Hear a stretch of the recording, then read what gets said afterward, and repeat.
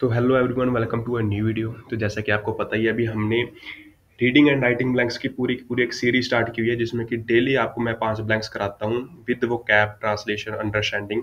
और reading and writing blanks आपके reading section का सबसे ज़्यादा इंपॉर्टेंट पार्ट है। इसके अलावा ये आपको राइटिंग में भी बहुत बल्क में नंबर देता है, तो आपको पता ही होगा 20-25 नंबर आपको रीडिंग में और 20-25 नंबर ही आपको राइटिंग में देता है। तो इसमें आप करते क्या है, डेली के 5 ब्लैंक्स में आपको कराता हूँ, वो भी कहाँ से, प्रेडिक्शन में से। प्रेडिक्शन बहुत जरूरी है, क्योंकि ये मान के चलो 70-80% आपके प्रेडिक्शन में से रिपीट हो जाते हैं रीडिंग। ठीक है, तो प्रेडिक्शन बहुत ही इंपॉर्टेंट है। 2 वीडियोस ऑलरेडी आ चुकी हैं, अगर नहीं देखी हैं तो देख लेना। तो आज तीसरी वीडियो है, यानी कि हर एक वीडियो में आप 5 ब्लैंक्स करते हैं। फर्स्ट वीडियो में 5 ब्लैंक्स किए थे, सेकंड में भी 5 ब्लैंक्स किए थे, और आज तीसरी वीडियो है, दोबारा करेंगे 5 ब्लैंक्स, यानी कि 11 से 15 ब्लैंक करेंगे, यानी कि कोरल रीफ से स्टार्ट करेंगे। तो इस सीरीज में डेली हर एक ब्लैंक में मैं आपको हर एक ऑप्शन के, यानी कि जितनी भी वो कैब होगी, हर एक का मीनिंग बताऊंगा। इसके अलावा अगर कोई पैसेज में, टेक्स्ट में अगर कोई इंपॉर्टेंट वर्ड है तो उसका भी मीनिंग बताऊंगा। ठीक है, सारी की सारी अंडरस्टैंडिंग किस तरीके से काम करती है, कैसे ट्रांसलेशन करनी होती है, यानी कि अगर कोई कोलोकेशन आती है तो वो किस तरीके से इंप्लीमेंट होती है, अगर कोई ग्रामर रूल्स लगता है तो वो किस तरीके से इंप्लीमेंट होता है, तो हर एक चीज़ मैं आपको बताता हूँ इसमें।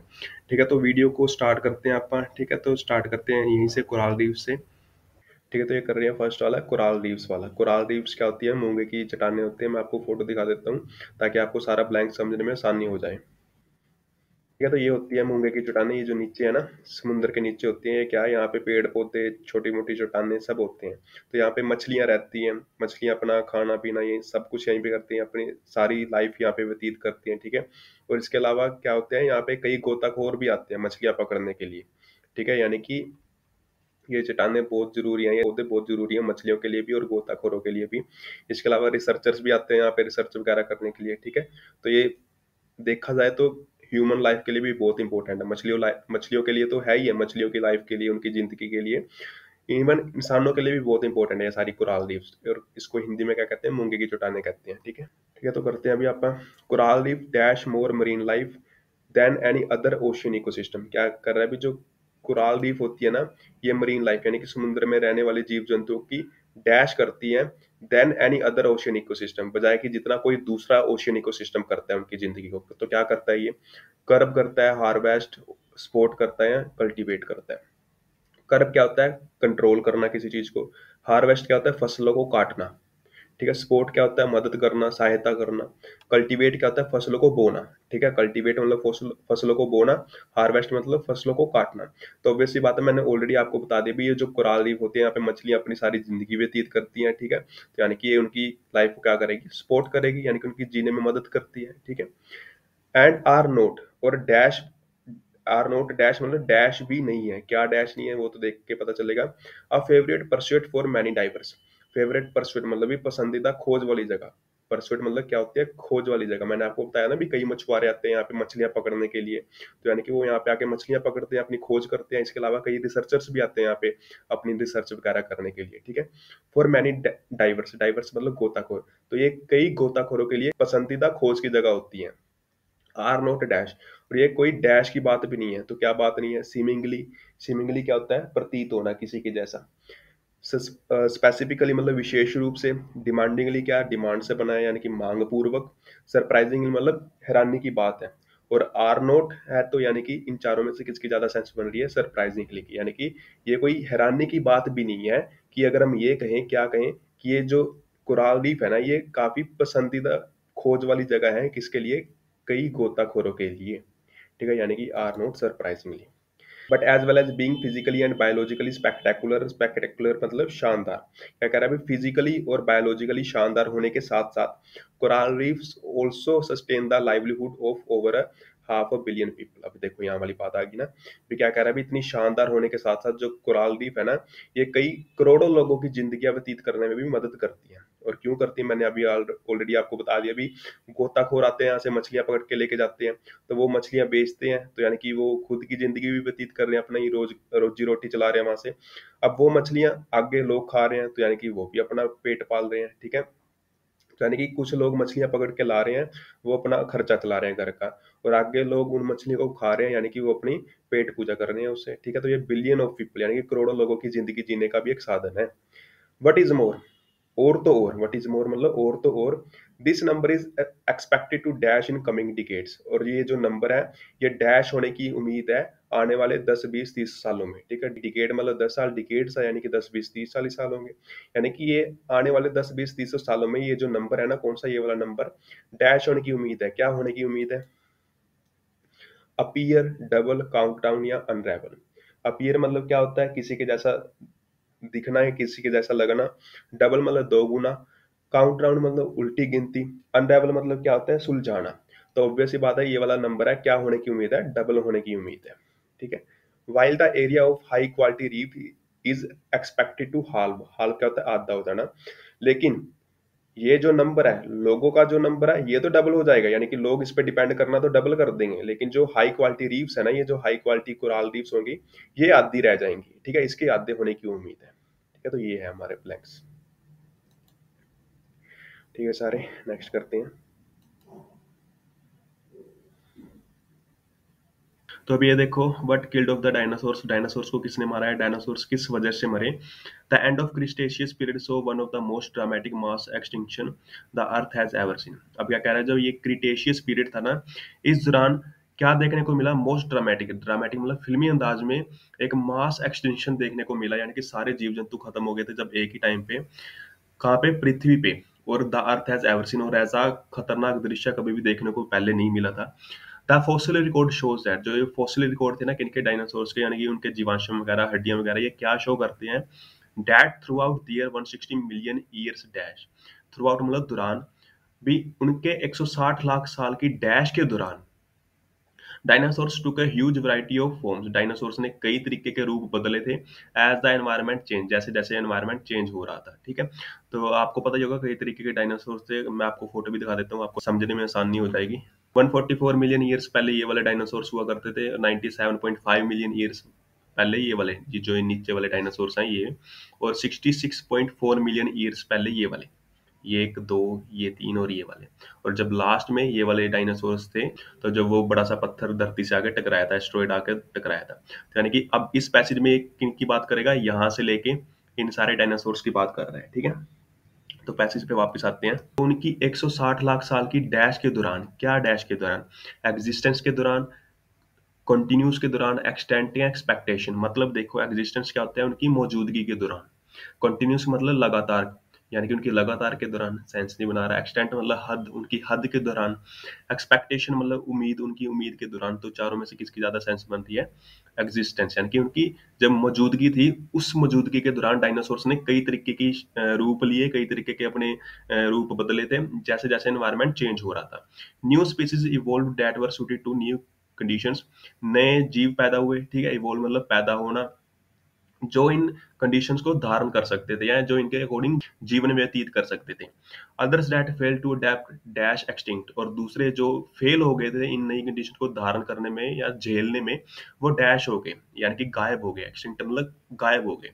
तो गए की सेंस, यानी कि पास्ट की बात कर ले तो पास्ट वाला तो यहाँ पे एक ही है, गो वाला तो प्रेजेंट होता है, वेंट मतलब पास्ट, गो वेंट गोन होता है ना, वेंट यानी कि पास्ट सेकंड फॉर्म, तो वो एक्सटिंक्ट हो गए, यानी कि गायब हो गए। But then 66 million years ago, लेकिन तभी 66 मिलियन ईयर यानी कि 66 लाख साल पहले क्या हुआ? Over a relatively short time, थोड़े से ही टाइम में डायनासोर से डिसअपियर्ड, जो डायनासोर से गायब हो गए डैश। ठीक है, अब ऑब्वियस सी बात है, ईडी यानी कि वर्ब के बारे में बात कर रहे हैं तो कौन बताएगा? एडवर्ब बताएगा। जब भी वर्ब से पहले या बाद में ब्लैंक हो तो वर्ब के बारे में कौन बताता है? एडवर्ब बताते हैं। एक्सेप्ट फॉर बर्ड्स, यानी कि सिर्फ बर्ड्स रह गए थे, डायनासोर से डिसअपियर्ड हो गए थे। अब किस तरीके से डिसअपियर्ड हुए थे, गायब हुए थे, वो बताना है। पार्शली गायब हुए थे मतलब आधे गायब हुए थे, ग्रेजुअली मतलब धीरे धीरे गायब हुए थे, कंप्लीटली मतलब पूरे तरीके से गायब हो गए थे, एक्सेसिवली मतलब अधिकता, यानी कि अधिकता से गायब हुए थे। तो अब ऑब्वियस सी बात है, जब वो कह रहा है भी बर्ड्स बर्ड्स रह गए थे, डायनासोर्स गायब हो गए थे, यानी कि वो ऑब्वियस सी बात है, तो वो पूरे तरीके से ही गायब होंगे ना, तभी तो वो यहाँ पे कह रहा है भी ब्रैकेट में भी बर्ड्स रह गए थे, डायनासोर्स कंप्लीटली गायब हो गए थे। Many others animals also died out, कई दूसरे एनिमल्स भी मर गए, इंक्लूडिंग टायरासोर्स। ठीक है, जिसमें कि कौन आते हैं? टायरासोर्स, ये पी पी साइलेंट रहेगा। ठीक है, जिसमें टायरासोर्स आ गए, लार्ज मरीन रेप्टाइल्स भी आ गए, एंड अदर सी क्रीचर्स भी आ गए। ठीक है, जिससे जैसे कि एमेनाइट्स। ठीक है, मैं अभी आपको एमेनाइट्स की भी फोटो दिखा देता हूँ। तो ये होते हैं एमेनाइट्स। ठीक है, पहले हुआ करते थे, अब नहीं होते, अभी तो खत्म हो गए ये सारे। The dash the dash number of species was already declining. This suggests a sudden catastrophic event sealed their fate. The dash number, कैसा नंबर? however, because, although और unless. ये देखो यहाँ पे क्या आ गया, however और although आ गया। अब इन दोनों का मतलब क्या होता है, हालांकि। ठीक है, अब इन दोनों का मतलब हालांकि होता है, लेकिन एक फर्क होता है। फर्क क्या होता है, अभी जो however होता है वो पिछले वाले सेंटेंस पे डिपेंड होता है हमेशा, और फुल स्टॉप के बाद आता है। लेकिन although क्या होता है, कभी भी पीछे वाले सेंटेंस पे डिपेंड नहीं करता। ये हमेशा अपने आप में ही एक नया सेंटेंस होता है। किस तरीके से, अब देखो मैं अभी आपको बता देता हूँ। यहाँ पे देखो इस वाली लाइन में वो क्या बात कर रहा है, many others animals died out, भी कई दूसरे एनिमल्स मरे, जिसमें कि टेरासोर्स आ गए, मरीन रेप्टाइल्स आ गए और एमिनाइट्स भी आ गए। ठीक है, the dash number of dinosaur species was already declining declining. और यहाँ पे क्या कर रहे हैं, यहाँ पे सिर्फ डायनासोर्स की बात कर रहे हैं, यानी कि यहाँ पे तो दूसरे क्रीचर्स की बात कर रहे हैं और यहाँ पे डायनासोर्स की बात कर रहा है। तो ऑब्वियस सी बात है, ये दोनों सेंटेंस अलग अलग हैं। ठीक है, यानी कि ये दोनों डिपेंडेंट नहीं है, ये यहाँ से एक नया सेंटेंस की फॉर्मेशन हो रही है। तो ऑब्वियस बात है, हाउएवर तो नहीं आएगा। अब ऑल्दो का देखो, ऑल्दो क्यों आ सकता है, क्योंकि यहाँ से एक नए सेंटेंस की स्ट्रक्चर की स्टार्ट हो रही है। और दिस सुजेस्ट, यहाँ पे देखो दिस सुजेस्ट कर रहा है, यानी कि ये वाला सेंटेंस इस पे डिपेंड कर रहा है, यानी कि एक प्राइमरी सेंटेंस है और ये एक सेकेंडरी सेंटेंस है। और एक चीज और, जब भी हाउएवर और ऑल्दो आ जाए ना, तो हमेशा मोस्ट हो, यानी कि 90% चांस होंगे आपके इन दोनों में से कोई ना कोई आएगा। और कौन सा आएगा मैंने आपको फर्क करना सिखा दिया अभी, हाउएवर कब आएगा और ऑल्दो कब आएगा। ठीक है, तो यानी कि ऑल्दो आएगा यहाँ पे। Although the number of dinosaur species was already declining, भी डायनासोर्स का जो नंबर था वो डिक्लाइन हो रहा था, कम हो रहा था। दिस सुजेस्ट, ये क्या सुजेस्ट करता है, a sudden catastrophic event sealed their fate. Fate क्या होता है, भाग्य। ये जो इतना विनाशकारी इवेंट हुआ था ना, एकदम से हो गया, सडन मतलब एकदम से जो इतना विनाशकारी इवेंट हो गया था ना, इसने क्या कर दिया था, उनके भाग्य को खत्म कर दिया था या बंद कर दिया था, सील करके रख दिया था, यानी कि उनकी तो किस्मत खराब थी एक हिसाब से, ये कहना चाह रहे हैं। Causing unfavourable changes to environment, जिसकी वजह से जो एनवायरनमेंट था, पर्यावरण था, उसमें ऐसे अनफेवरेबल चेंज आने स्टार्ट हो गए थे। More quickly than dinosaurs and others creatures could adapt, वो झेल ही नहीं सके सारे बदलाव को, इतनी जल्दी वो बदलाव आ गया। The exact nature of this catastrophic event is still dash to scientific debate. क्या कह रहा है, अभी जो इसका नेचर था ना, अभी ये किस तरीके का इवेंट था, अभी क्यों हुआ, कैसे हुआ, ये स्टिल यानी कि अभी भी डैश है किसमें, साइंटिफिक डिबेट में, यानी कि साइंटिस्ट्स को अभी भी पता नहीं चला अभी ये क्यों हुआ था। तो यानी कि ये मुद्दा अभी तक बंद नहीं हुआ है अभी। तो देखते हैं क्या है। स्टिल डैश, स्टिल ओपन भी है यहाँ पे, तो वैसी बात है, इसी की ज्यादा सेंस बनेगी। मीनिंग देखते हैं, रिलेटिव, ओपन, एडिशनल या फोकस्ड। रिलेटिव मतलब जुड़ा हुआ, एक रिश्तेदार भी होता है, और एक होता है के बारे में। ठीक है, दो मीनिंग होते हैं इससे। ओपन मतलब खुला हुआ है, तो ऑब्वियसली बात है, सेंस तो इसी की बन रही है। एडिशनल मतलब के अलावा या कोई चीज एक्स्ट्रा।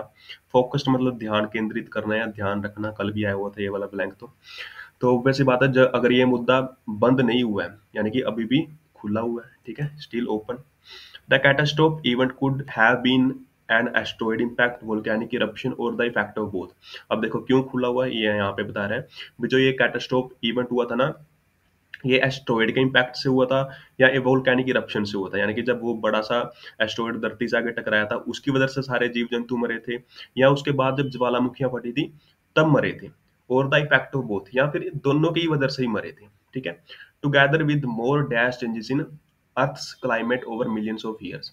इसके साथ साथ, टुगेदर विद मोर मतलब भी इसके साथ साथ या बाद में, डैश चेंजेस हुए अर्थ के क्लाइमेट में over the millions of years, यानी कि लाखों सालों के दौरान कैसे चेंज हुए थे, यानी कि कैसे बदलाव हुए थे। इरेगुलर, ग्रेजुअल, स्पिरिचुअल या पॉजिटिव। ठीक है, तो ऑप्शंस की मीनिंग देखो। इरेगुलर मतलब कभी कभार होना।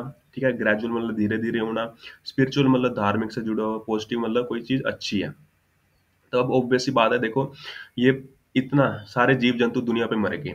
ठीक है, अब ये पॉजिटिव चेंज तो बिल्कुल नहीं था। स्पिरिचुअल कोई धार्मिक यहाँ पे बात नहीं कर रहा।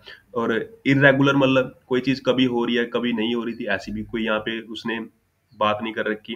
तो और लाखों सालों की बात कर रहे हैं, यानी कि जब डायनासोर्स मरे थे 66 मिलियन ईयर्स एगो, और 166 मिलियन ईयर्स पहले की बात कर रहे हैं, लाखों सालों पहले की बात कर रहे हैं। तब से लेके अब तक जो अर्थ का क्लाइमेट है वो ऑब्वियस सी बात है ग्रेजुअल, यानी कि धीरे धीरे ही चेंज होगा। ठीक है, तो ये है यहाँ पर आंसर।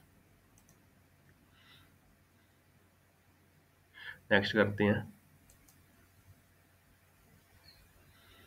अब ये देखो, there has been a great variety of critical approaches to Shakespeare's work since his death. अब क्या कह रहा है, शेक्सपियर की डेथ के बाद, उसकी मौत के बाद, उसकी आलोचना करने वालों में भी काफी तरह की वैरायटीज आई हैं। ठीक है, यानी कि वैराइटीज मतलब भी कोई लोग उसका किसी तरीके से निंदा कर रहा है और कोई बंदा उसकी किसी तरीके से उसकी निंदा कर रहा है। क्रिटिकल मतलब भी उसकी आलोचना करना।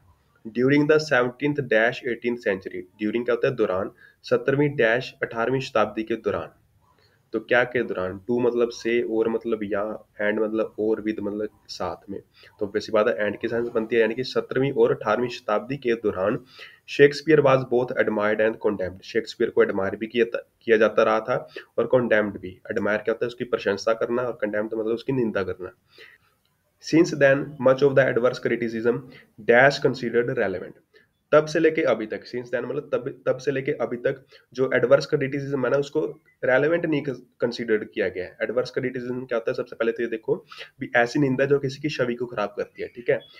और नोट है यानी कि नहीं, यानी कि तब से लेके अभी तक जो एडवर्स क्रिटिसिज्म होता है उसको रेलेवेंट नहीं कंसीडर किया गया है, यानी कि सही नहीं समझा गया है।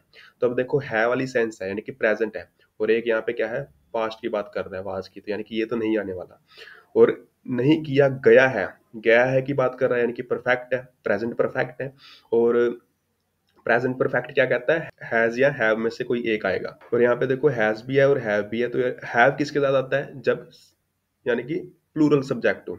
और हैज किसके साथ आता है, जब सब्जेक्ट सिंगुलर हो। और यहाँ पे सब्जेक्ट कौन सा है, एडवर्स क्रिटिसिज्म। और एडवर्स क्रिटिसिज्म एक स्टेटमेंट है और एक सिंगुलर सब्जेक्ट है, यानी कि क्या आएगा हमारा, हैज नॉट कंसीडर्ड। ठीक है, has not been considered, relevant भी उसको रेलेवेंट नहीं कंसीडर किया गया है तब से लेके अब तक। ऑल दो, अब यहाँ पे देखो ऑल दो आ गया और ऑल दो बीच में है, और मैंने आपको पिछले ही ब्लैंक में भी बताया भी, ऑल दो शुरू में भी आ सकता है और बीच में भी आ सकता है। इसका मतलब क्या होता है, हालांकि। हालांकि सर्टेन इश्यूज में भी, कुछ इश्यूज में have continued to interest critics throughout the year, लेकिन फिर भी कुछ केस ऐसे हैं जिसमें काफी लोगों ने इंटरेस्ट लिया है, किसमें भी, शेक्सपियर को क्रिटिसाइज करने में। ठीक है, फॉर इंस्टांस क्या होता है, फॉर एग्जाम्पल का सिनोनिम होता है, एग्जाम्पल के लिए, charges against his moral property were made by Samuel Johnson in the 18th century. अब क्या कह रहे हैं भी, उसकी छवि पे उंगलियां उठाई गई हैं, किसके द्वारा, सैमुअल जॉनसन के द्वारा उठाई गई थी। कब, 18वीं शताब्दी में, यानी कि इसने कुछ एलिगेशन लगाए होंगे उस पे। And by the George Bernard Shaw in 20th century, और 20वीं शताब्दी में किसके द्वारा उठाई गई थी, जॉर्ज बर्नार्ड शो के द्वारा। Early criticism was directed dash at question of form. जो शुरू में उस पर क्रिटिसिज्म यानी कि उसकी आलोचना या उस पर उंगलियां उठाई गई थी ना, वो जस्ट एक क्वेश्चन की फॉर्म में थी, यानी कि उस पर जस्ट एक क्वेश्चन की फॉर्म में एलिगेशन लगाए गए थे भी क्या उसने ऐसा किया था, अगर किया था तो क्यों किया था। ठीक है, ऑप्शंस देखते हैं, कॉन्सिक्यूटिवली, प्राइमरली, हार्डली या सोलली। सोलली क्या होता है, अकेला। हार्डली क्या होता है, मुश्किल से। और प्राइमरली क्या होता है, प्रमुख रूप से। और कॉन्सिक्यूटिवली क्या होता है, लगातार कोई चीज। तो सेंस किसकी ज्यादा बनती है, प्रमुख रूप से। यानी कि शुरू शुरू में जस्ट एक हल्के में उस पे क्वेश्चन की फॉर्म में ही एलिगेशन लगाए थे, भी कंप्लीटली उस पे एलिगेशन नहीं लगा दिया था भी इसने किया ही किया है, बस एक हल्का सा पूछने की फॉर्म में लगाए गए थे, यानी कि प्रमुख रूप से। ठीक है, early criticism was primarily at the question of form. Shakespeare was criticised for mixing comedy and tragedy. अब देखो क्रिटिसाइज क्यों किया गया था, क्योंकि उसने कॉमेडी और ट्रेजेडी को मिक्स कर दिया था। कॉमेडी क्या होती है, हंसी मजाक, और ट्रेजेडी क्या होता है, कोई दुखदाई घटना हो जाना। यानी कि उसको तो यही नहीं पता था भी मजाक कब करना है, दुख वाली चीजों को भी उसने मजाक मस्ती में ले लिया था। तो ये कहना चाह रहे हैं सारे लोग। And failing to observe the unities of time and place, और वो फेल हो गया किस चीज को ऑब्जर्व करने में, समय और जगह की।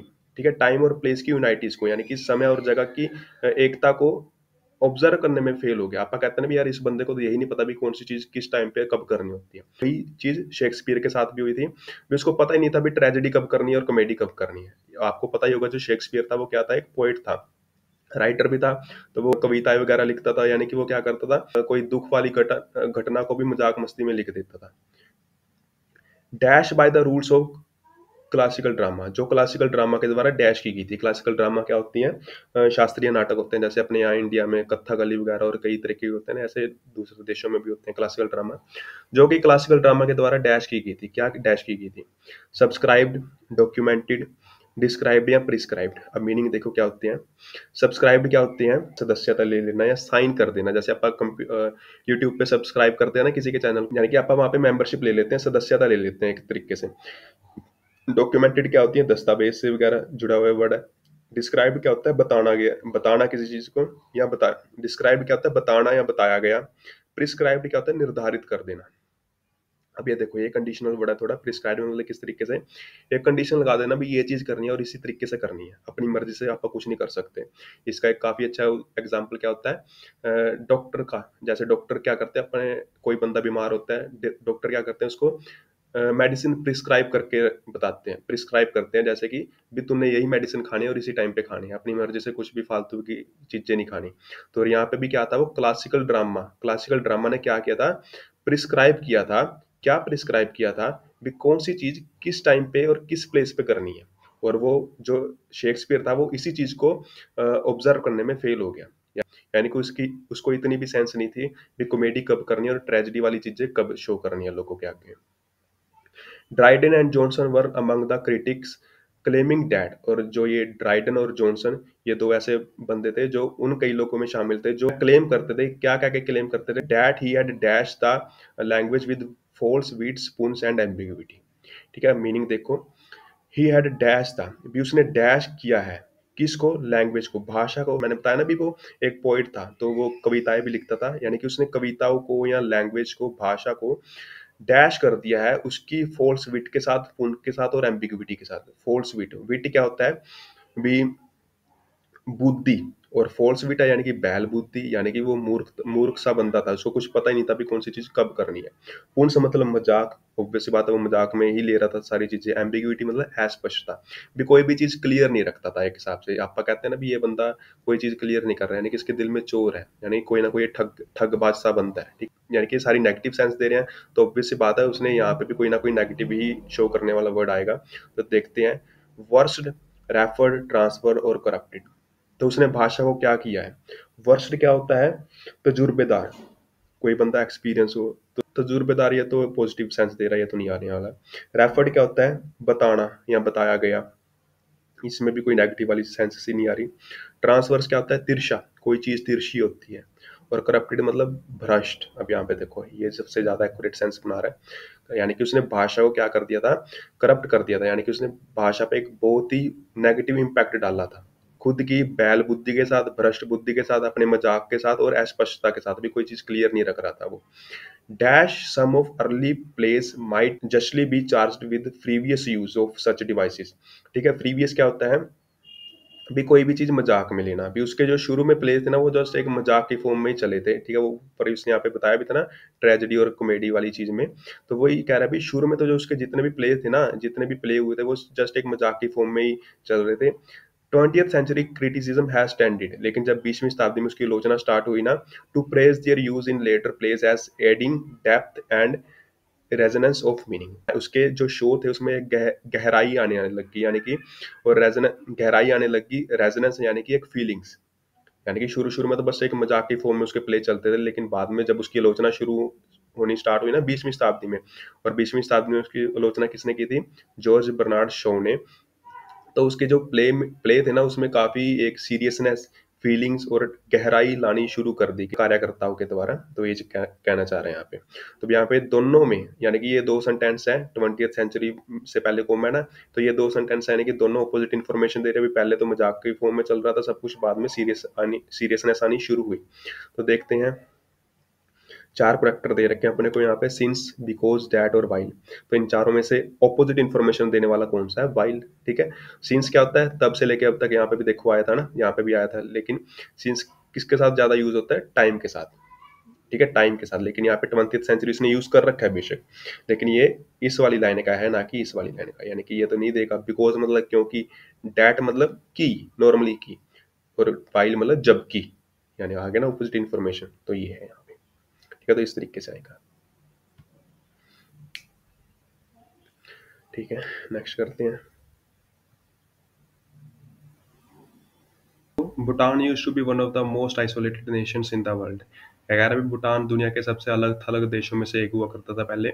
Developments including direct international flights, तरक्की वो सारी चीज़ें जिसमें कि इंक्लूड क्या क्या होता है, एक तो international flights, internet, mobile phone networks और cable television, have dash modernised the urban areas of the countries. इन सब ने मिलकर क्या किया है भी, जो देश के अर्बन एरियाज होते हैं ना, अर्बन एरियाज यानी कि शहरी इलाके होते हैं, उसको मॉडर्नाइज कर दिया है। ठीक है, अभी देखो हैव के बाद क्या आती है, वर्ब की थर्ड फॉर्म आती है, और वो ऑलरेडी दे रखी है, तो यानी कि क्या आएगा, एडवर्ब आएगी। वर्ब से पहले या वर्ब के बाद जब भी ब्लैंक आता है तो एडवर्ब आती है।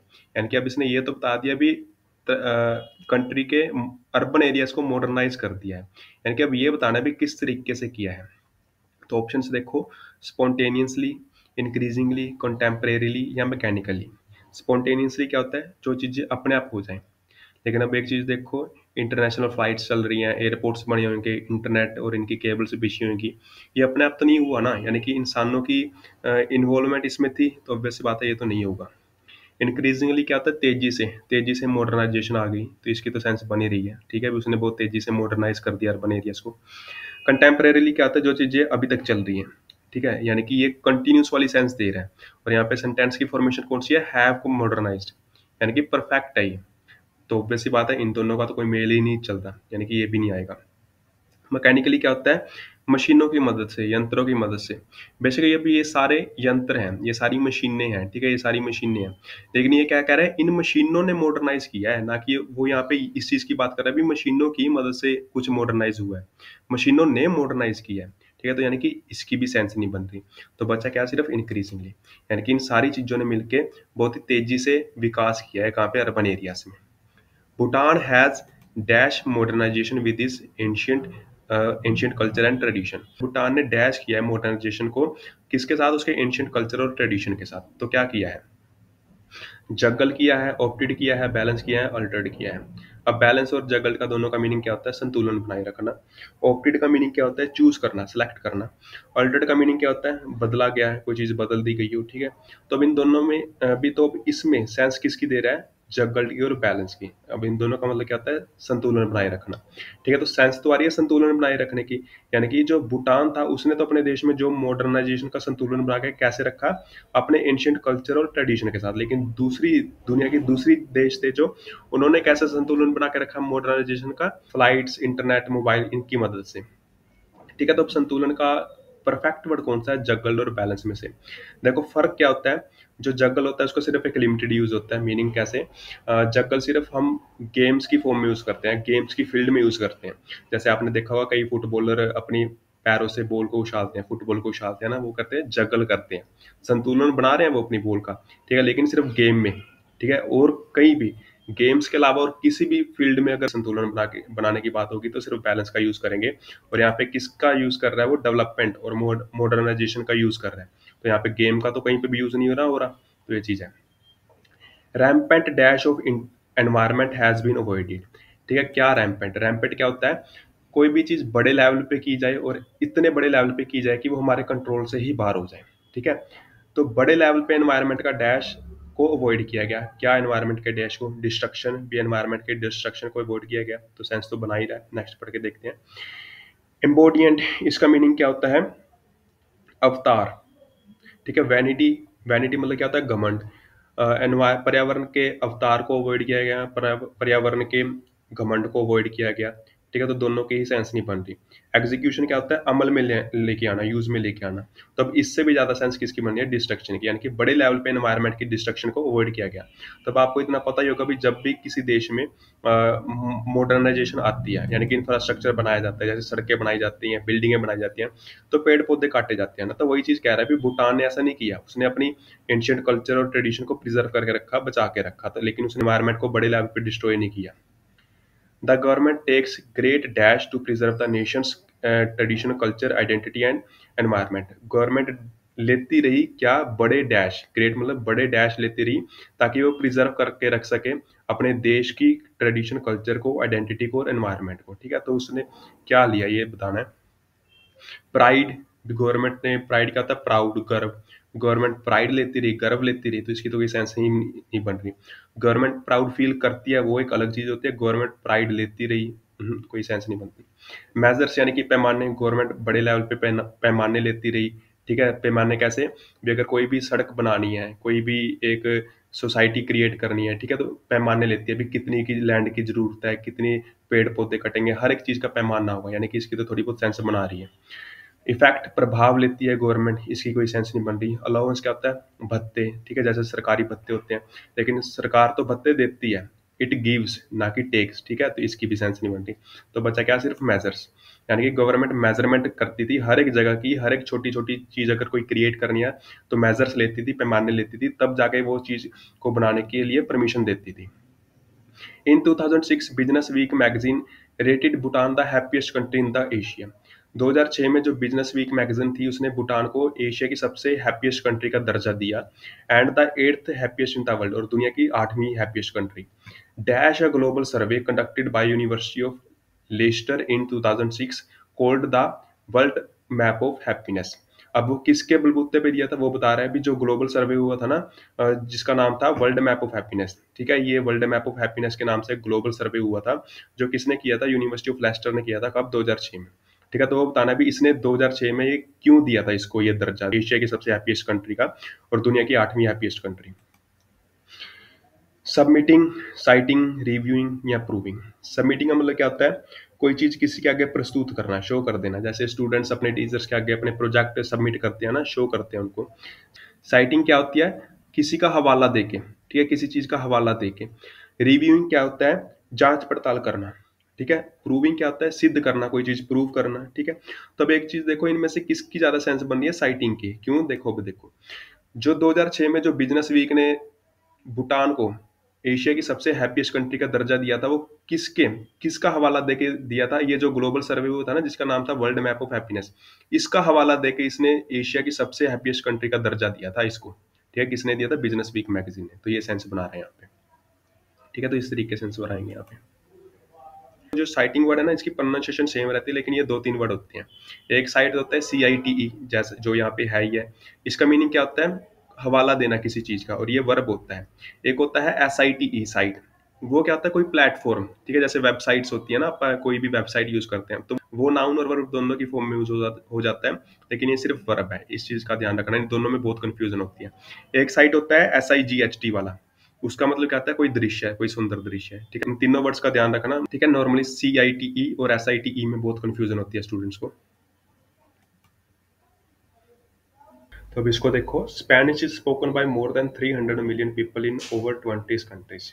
क्या कह रहा है, अभी जो स्पेनिश लैंग्वेज है ना, वो 300 मिलियन लोगों से भी ज्यादा लोगों के द्वारा बोली जाती है, वो भी 20 कंट्रीज में, ठीक है। And is rapidly becoming one of the most popular dash for language learners around the world.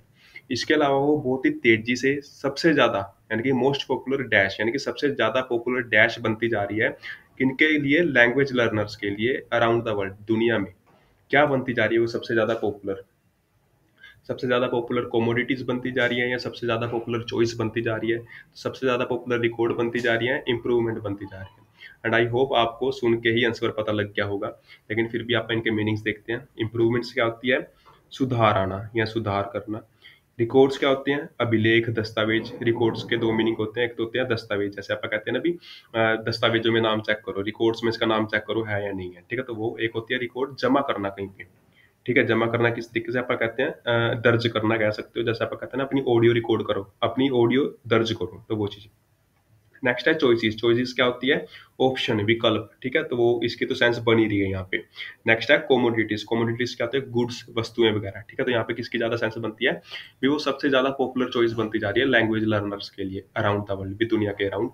A popular course for beginners, ठीक है, एक कोर्स है जो जिसका नाम क्या है, स्यून्स वर्ल्ड स्पेनिश, ठीक है, इसका ये नाम है स्यून्स वर्ल्ड स्पेनिश। इज डिजाइन, भी वो डिजाइन किया गया है, बनाया गया है, to dash the varied needs of the adult learners.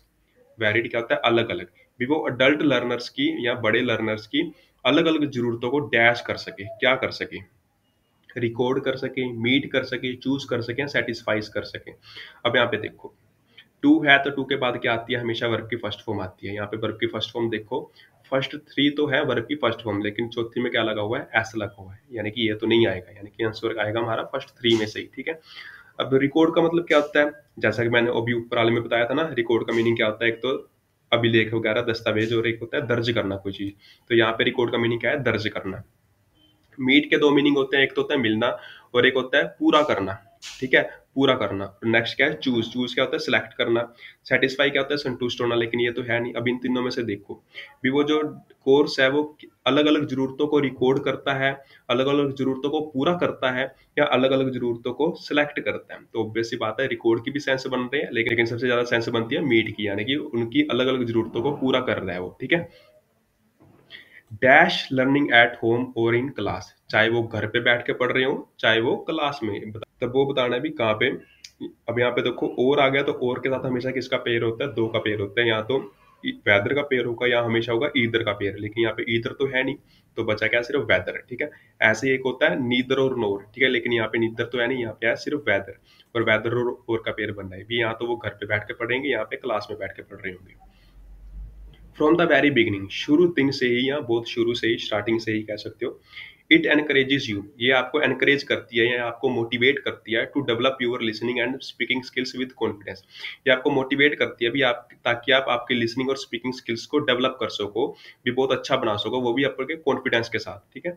And dash, और आपको डैश भी करती है। ठीक है, एक तो आपको मोटिवेट करती है यानी कि एनकरेज करती है, और दूसरा ये आपको डैश करती है कई opportunities to practise reading in Spanish, ताकि आप आपकी रीडिंग को प्रैक्टिस कर सको, वो भी स्पेनिश में, यानी कि स्पेनिश में आपकी रीडिंग की प्रैक्टिस कर सको। तो यानी कि एक तो आपको मोटिवेट करती है, और दूसरा ये आपको कई अपॉर्चुनिटीज डैश करती है। क्या करती है आपको कई अपॉर्चुनिटीज, अप्लाइज करती है, प्रोवाइड करती है कई अपॉर्चुनिटीज, एनक्रोचेस करती है, या इनिशिएट्स करती है। मीनिंग देखो इनके, इनिशिएट्स क्या होता है भी, कोई चीज शुरू करना, ठीक है, स्टार्ट करना फर्स्ट टाइम। एनक्रोचेस क्या होता है, कब्जा करना। प्रोवाइड क्या होता है, किसी चीज को कोई प्रोवाइड कराना, उपलब्ध कराना। अप्लाइज क्या होती है, लागू करना। ठीक है, लागू करना, लागू होना, या लागू होता है। तो यहाँ पे क्या बात है, अपॉर्चुनिटीज की बात करते हैं, तो अपॉर्चुनिटीज क्या की जाएंगी, तो क्या कराएगी अपॉर्चुनिटीज, ऑब्वियस सी बात है प्रोवाइड ही तो कराएगी, ताकि हम अपनी रीडिंग को इम्प्रूव कर सकें, वो भी किसमें, स्पेनिश में।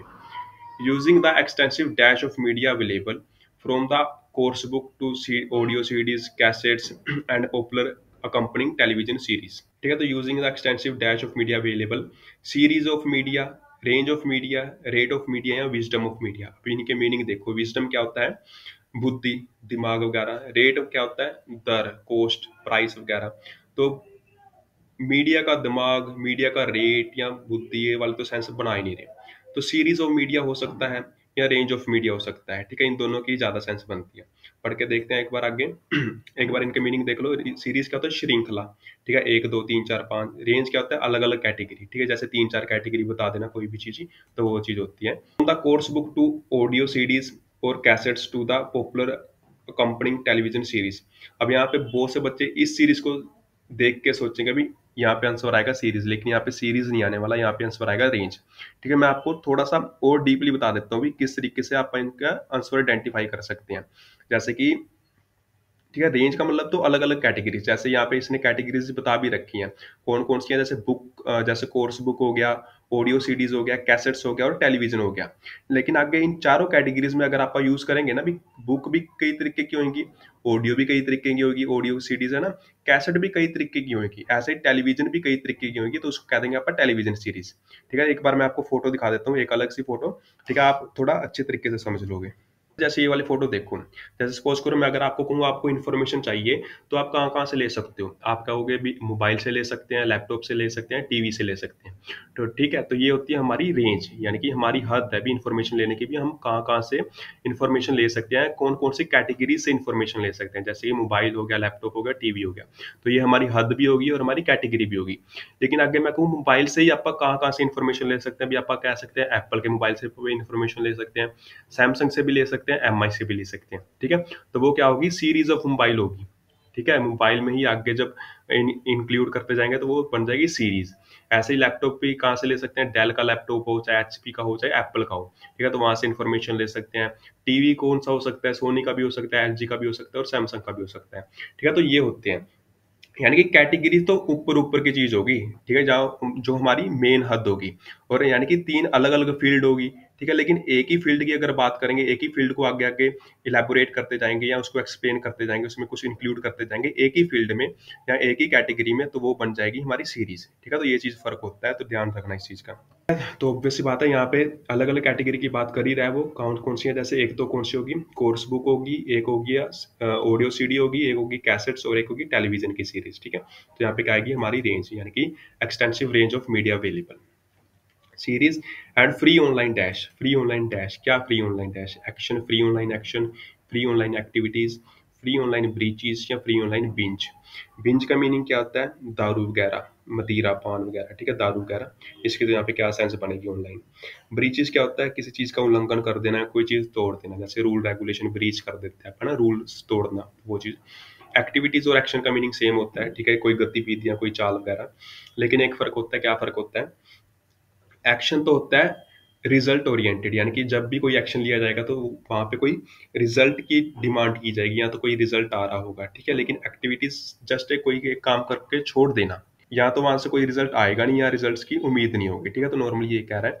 तो अभी ये कैसे पता चलेगा, ये आपके आप पढ़ के देखते हैं, ठीक है, तो अब इसको पढ़ के देखते हैं। Suenos world Spanish can help you to reach the equivalent level of the first qualification such as GSC. अब यहाँ पे देखो ये क्या कह रहा है, अभी जो ये जो प्रोग्राम है ना, जो प्रोग्राम बनाया गया था ये वाला, ये जो प्रोग्राम है आपकी हेल्प कर सकता है अभी, ताकि आप क्वालिफिकेशन, जो फर्स्ट क्वालिफिकेशन है ना जीसीएससी की, उसके एक लेवल तक पहुंच सको, यानी कि आगे रिजल्ट की बात नहीं कर रहा है, ये सिर्फ लेवल तक पहुंचने की बात कर रहा है।